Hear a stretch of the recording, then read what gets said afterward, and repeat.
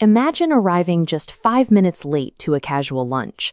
Immediately, you launch into a detailed saga about your alarm clock failing, the specific high-traffic route you took, the traffic light that lasted forever, and the frantic search for your keys.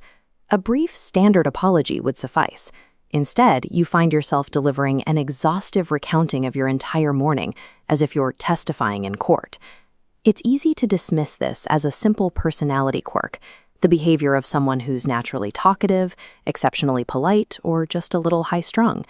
But when this pattern of frantic justification repeats across your friendships, at your workplace, and your family life, it reveals something more complex.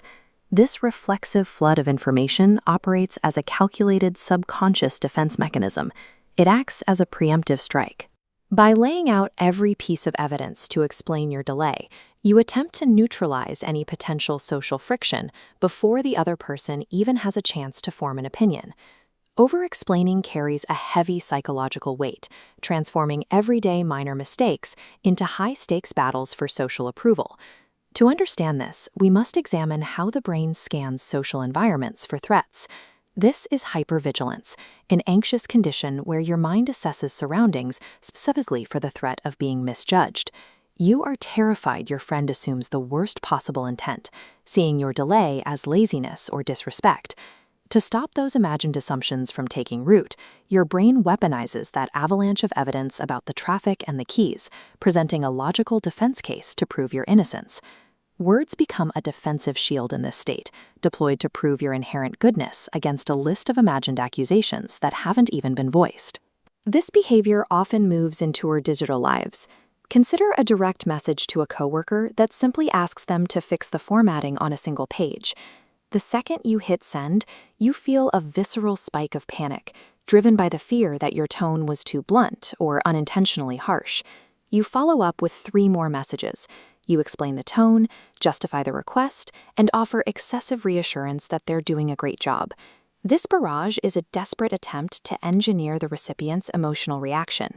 You are trying to dictate exactly how your original message is felt and interpreted. The goal is emotional safety, a deep psychological need to micromanage your environment so completely that interpersonal conflict becomes impossible. While this excessive reassurance feels like it's for the other person's benefit, it is ultimately about maintaining absolute control over your own emotional environment. At this point, it's worth asking how the outside world actually perceives these tiny, everyday infractions. Your friends and colleagues are almost always focused on their own lives. They aren't waiting in the shadows to condemn you for a simple typo or a minor delay. When we compare the brain's internal threat alarm with a peaceful external reality, it becomes clear that the impending social conflict is often a ghost manufactured by the mind. The next time you catch yourself drafting a massive monologue over a minor issue, try to identify the physical feeling of hypervigilance rising in your body. Use that sensation as a cue to pause. Take a deep breath and remind yourself that you don't need to constantly over-justify your existence. We've all been here. Drop a comment below and share a moment where you caught yourself over-explaining something totally minor. Let's look at how universal this really is. Ultimately, emotional safety is the quiet realization that you are already safe from the judgment you've spent so much energy trying to outrun.